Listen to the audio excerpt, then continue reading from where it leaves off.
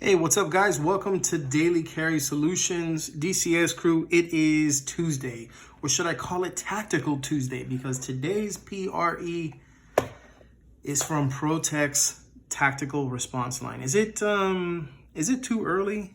Is it too quick to go ahead and do another ProTech? Man, we've been throwing them around like Tic Tacs recently, right?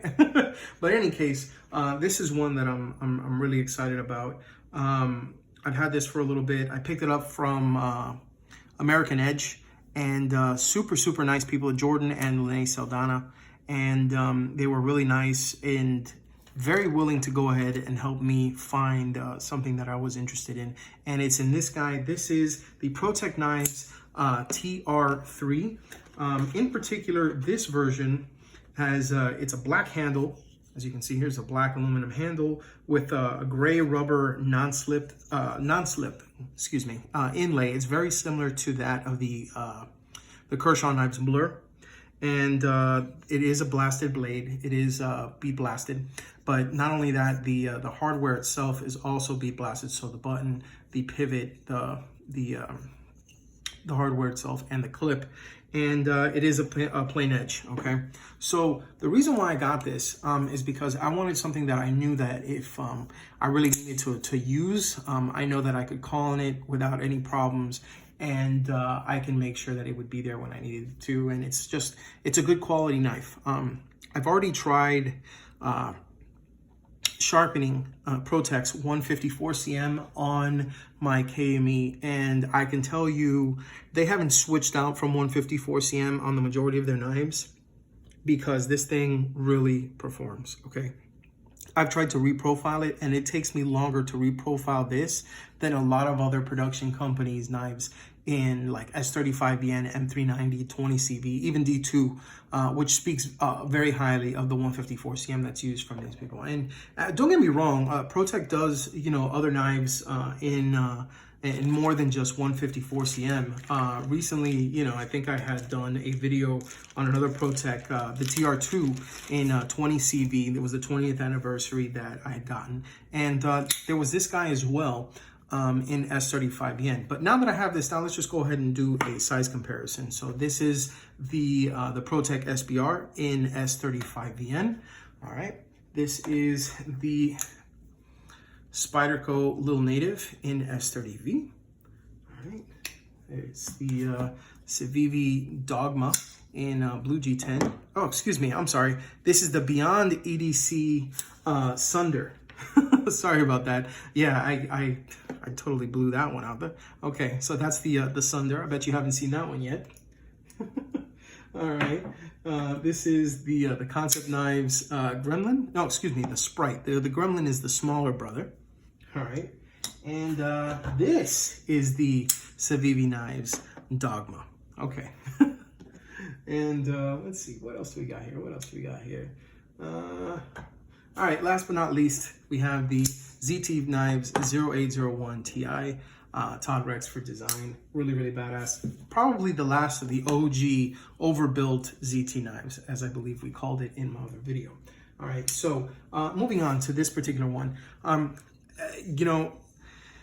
It's not every day that you can get a really good quality automatic, okay, at the price that you can get this guy for. There are a couple of places that are still selling this in like the 170s range, but I've actually noticed a few places where you can get this for about $159 and sometimes even less. I've seen it as low as $145. So for $145 that you can get this from an American company, I mean, really good ergonomics. And plus, being that this has the Benchmade and Emerson style, spoon clip, you can actually remove this and put a deep carry clip. I actually have a Lynch Northwest clip that I was thinking of switching here, but it's stonewashed. It's not bead blasted, so I'm kind of leery about it. I don't know. How do you feel? You think I should switch off the clip to something like that, or should I keep it this way?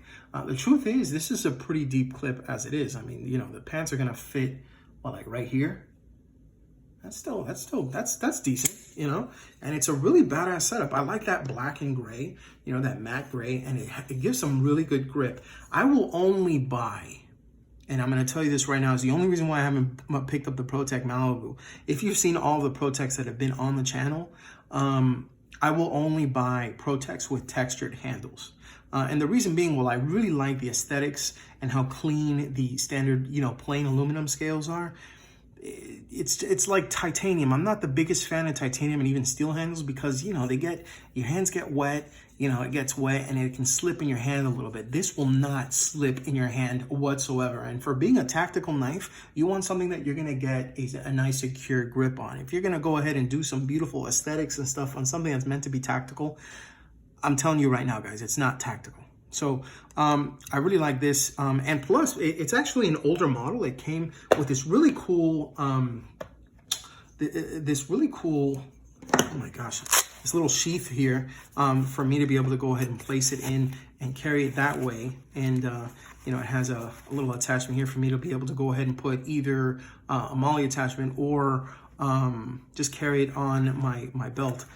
Which is kind of interesting because it also comes with a pocket clip. So I guess this is what they were doing back in the day, because this even includes the old school, the ProTech box. And I like that a lot because if you've seen some of the newer boxes, and let me go ahead and fix this one. This is actually the newer box that they provide from ProTech, and this is the older box. So as you can see, they really cut down in size there, and they're saving in materials. But in any case, they're also saving in producing these, because I didn't see any of these in those newer boxes. So I thought that was really cool that I ended up getting that, because it's kind of like a melding between the old and new.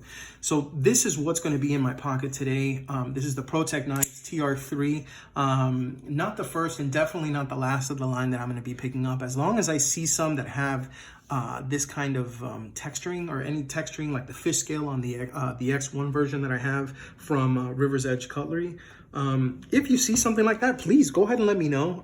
As long as it's not one of their $600-700, custom limited production models, I will scoop it up like in a heartbeat. I prefer something with a stonewash or a satin blade, but for something like this that I'm going to be using, the fact that it's bead blasted, it's fine. And the fact that it's a tactical knife, it's going to feel good in the hand. It's going to be grippy. And plus, this is not going to be a reflective, finish. So people aren't going to be seeing this, if it really is used for something tactical. What they'll only see is the reflection of the edge. And by then, they're done for. All right, guys. Sorry, I just had to say that. This is the ProTech Knives TR3 from the Tactical Response line, bead blasted 154 cm, and the very nice inlay that they have here is that grippy, rubberized grip inlay, very commonly seen on the Kershaw Blur.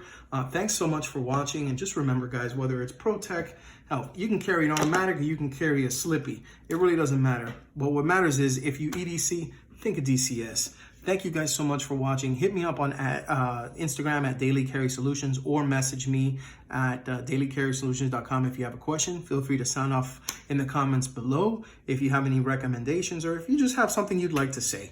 I love hearing from you guys. And yeah, I'll catch you guys later. Peace.